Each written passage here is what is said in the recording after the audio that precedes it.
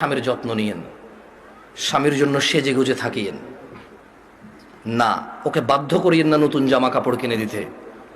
আপনার যতটুকু জামা কাপড় আছে ওখান থেকে সবচেয়ে ভালো জামাটা রান্না বান্না শেষে জোহরের নামাজ পড়ে সবচেয়ে ভালো জামাটা পরিয়েন।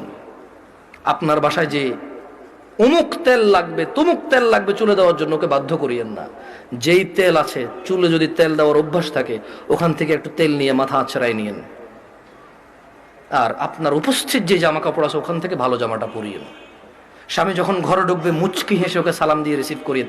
ও যদি সালাম দিয়ে ঢোকার জ্ঞান রাখে, যোগ্যতা রাখে, অতটুকু ইবাদত করার যদি ওর মন মানসিকতা থাকে তো থাকলো, আর নাহলে আপনি ওকে রিসিভ করেন হাসি মুখে। ও গোসলে যাওয়ার আগে গামছা লুঙ্গিটা টয়লেটে দিয়ে আসিয়েন।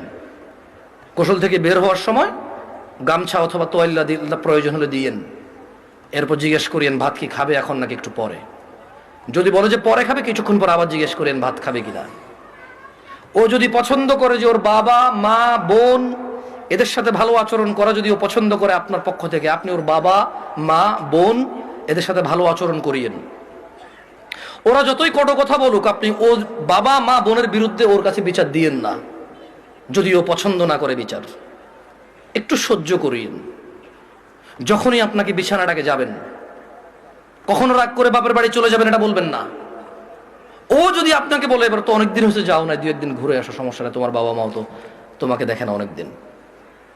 আর বাপের বাড়িতে চলে গেলে 1-2 দিনের মাথায় বলিয়েন চলে আসবো নাকি। ও যদি বলে চলে আসো, তাহলে ও যাবে, অথবা আপনার বাবা এসে দিয়ে যাবে, আপনার ভাই এসে দিয়ে যাবে, অভিভাবকের মধ্যে কেউ একজন এসে দিয়ে যাবে আপনাকে।